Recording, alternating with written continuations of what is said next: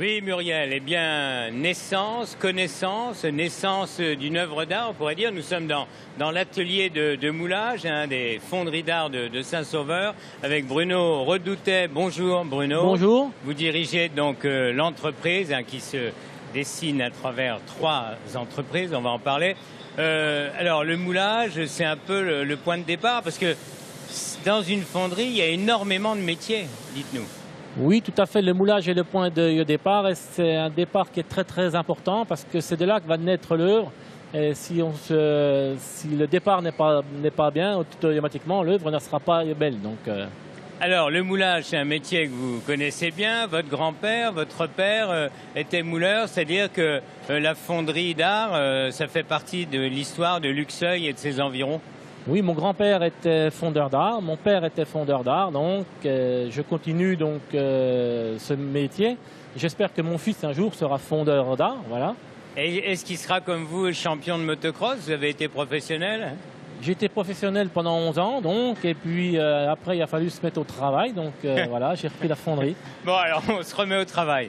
Alors, bon, il y a une fonderie d'art, mais elle est déclinée en plusieurs petites sociétés qui ne font pas forcément les mêmes choses. Alors dites-nous un peu ce qui se fait justement. Alors on a 3 entités, la fonderie de Saint-Sauveur qui ne travaille que pour le luminaire et la décoration.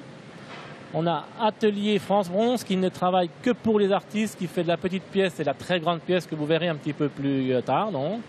Et on a la fonderie Brunat qui fait de la toute petite pièce en cire perdue pour la décoration, pour le luminaire un petit peu et surtout pour la bijouterie. Bon, alors c'est bien gentil de nous dire petite pièce, grande pièce, mais on aimerait un peu savoir ce que vous faites. Quand vous dites vous faites des luminaires, on voit des sculptures de Texier comme celle qui est derrière nous.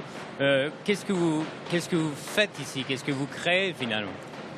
Nous avons un panel de pièces qui est très très très large, car on fait et de la bijouterie en toute petite pièce, de la pièce d'art qui fait jusqu'à 8 mètres de haut, et du luminaire, donc des lustres, des poignées de porte et des choses comme ça, et en déco aussi. Alors, quelle est votre clientèle? Notre clientèle, elle est très très très large. Elle va de l'artiste à la mairie, aux décorateurs et aux collectionneurs d'art. Alors, vous travaillez pour la France, bien sûr, mais beaucoup à l'étranger? 80% de nos pièces que nous fabriquons ici partent à l'étranger. Nous ne sommes jamais en direct, on a toujours un intermédiaire entre, mais 80% de notre production part à l'étranger. Alors c'est la production des sculptures, des œuvres d'art, mais aussi d'autres choses? Des sculptures, des œuvres d'art, ainsi que le luminaire. On vend beaucoup de luminaires aux étrangers, car on fait du luminaire de luxe, donc qui reste très très peu en France.